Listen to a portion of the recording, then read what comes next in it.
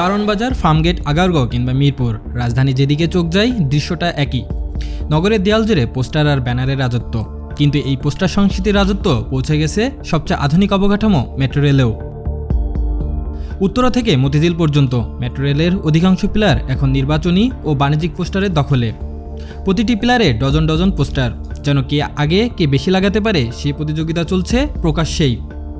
অথচ মেট্রো রেলে স্পষ্টভাবে জানানো আছে কোনো ধরনের পোস্টার লাগানো সম্পূর্ণ নিষিদ্ধ। মেট্রো রেলে পোস্টার লাগানো বা আমরা দেখতেছি, এগুলা তো ফার্স্ট অফ অল কোনোভাবে এটাকে লেজিসলেশন দেওয়ার সুযোগ নাই। এবং আমি যতটুকু জানি আমাদের প্রচলিত আইন অনুযায়ী আপনি এটা করতে পারেন না।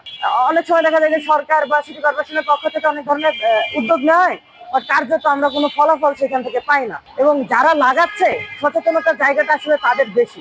আমাদের মেট্রো রেলে গত জুলাইয়ের 24-এ যে স্মৃতি ছিল সেটা এই পোস্টারের মাধ্যমে অনেকটা ঢেকে গেছে। যারা মেট্রো রেলে এই ধরনের পোস্টার লাগাচ্ছে তাদের যদি আইনের আওতায় এনে বিচার করা হয়, সেক্ষেত্রে আপনার মেট্রো রেলে এই ধরনের পোস্টার লাগানো থেকে সবাই বিরত থাকবে।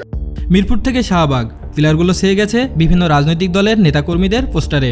রাজনীতির পাশাপাশি আছে নামি দামি কোচিং সেন্টার, প্রাইভেট বাসের বিজ্ঞাপনও।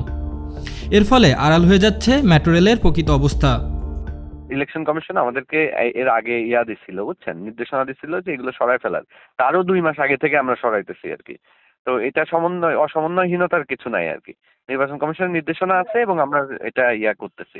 মেট্রো রেল তো আসলে সবসময় তো রেডি কাজ করতে চাই যদি ম্যান পাওয়ারে ঘাটতি থাকে। যাক, এটা আমার অবশ্যই কোনো এক্সপেক্ট না, কারণ আপনার এই বক্তব্যগুলো আমি আমার ঊর্ধ্বতন কর্তৃপক্ষের কাছে নিয়ে যাব, যে ওনারা অ্যাকচুয়ালি ডিপার্টমেন্ট এটা নিয়ে কাজ করতেছে, যেটা আমার এখন জানতে হবে, তারপরে আপনাকে জানাতে পারবো ইনশাল্লাহ।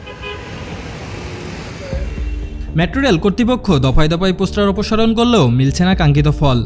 মেট্রো রেলের মতো গুরুত্বপূর্ণ স্থাপনায় এমন কর্মকাণ্ডের জন্য অর্থদণ্ড ও কারাদণ্ডের বিধান থাকলেও তার কার্যকর প্রয়োগ নেই।